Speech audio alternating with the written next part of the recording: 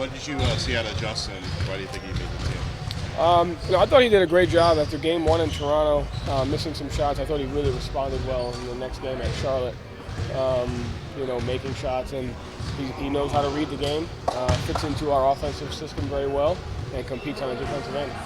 That first game, he was kind of having trouble finding his rhythm attacking the booth. What did you guys work on with him to help figure that out too?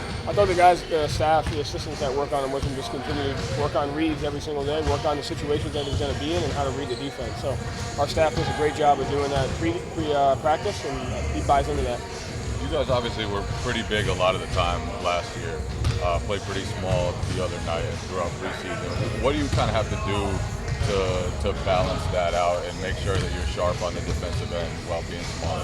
Yeah, I mean, I think anytime you're not fully healthy, the accountability is stretched a little bit, and everybody's got to do a little bit more. And so I think it's getting used to the fact that we're not big right now, and how can we be great at that?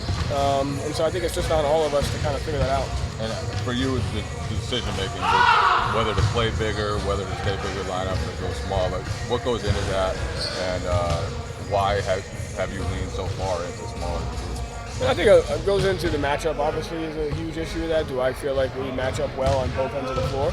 I think last year we thought defense first, and that obviously you have to do that. But now I think with our skill, we can kind of think offensively as well. And so just a little bit more balanced than what gives our team the best opportunity to win. Do you feel like the preseason was productive for you guys, and do you feel like you guys have knocked off all the rests needed? Yeah, I think so. I mean, I think it was productive. I think we got what we needed to get done. We got here on the floor, and we have a clear identity on both ends, and now it's just a matter of how long can we stick to that. And on the nights we don't, how quickly can we get back to being who we are. How did Malcolm and Marcus come out of the game injury-wise? They did well. Malcolm's great. He's doing everything he can to make sure he stays healthy. Just getting better every single day, and smart is smart. He's plays so hard, so he's going to get those nicks and knacks, but we fully trust that he'll always be ready to play, and he was great in practice today. So I believe you guys allowed 17 offensive boards an average throughout the preseason. Is that an area of concern, and how much stock do you take into the preseason? I mean, the preseason is important. It's where the habits are developed, and that's where your mindset is developed. And if you don't have a clear-cut identity of where you're going, then it's hard to get that during the season without practice time. And so the offensive rebounding is an issue. It was last year at times, and it's something that we're gonna have to talk about consistently. But the guys know that, and they want to win. So. Coach, apropos starting lineups, do you place firm belief in a set starting lineup, or is more matchups traditionally less set? I think it's just what gives our team the comfort level on both ends of the floor, and then what makes the most sense for that game. And so if it means staying a certain way, we'll stay, and if it means going this way because it gives us a better chance, we'll go that way. So whatever we got to do to put ourselves in the best situation to win. So it's more fluid than rather... It can be, yeah. If it needs to be. It may not need to be. Are you planning to start Derrick at this point? We haven't talked about that yet. Right after this. Let me know that. As the reigning Eastern Conference champions, you guys feel like you are the hunted, and how do you keep that mentality of just remaining the hunters? It doesn't matter how we feel. What matters is how we execute and what we're focused on, and how we go about handling when things go our way and when they don't go our way. But to come in and say, we feel a certain type of way, that's not how it works. Al came into the season saying he was prepared to play a lot, back-to-backs, all that different stuff.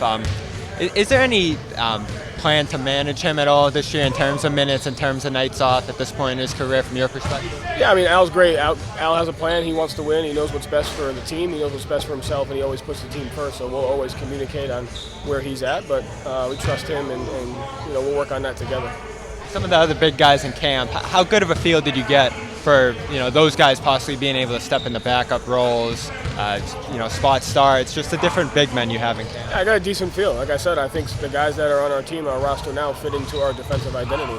It's just a matter of getting them the reps and making sure that they're executing that.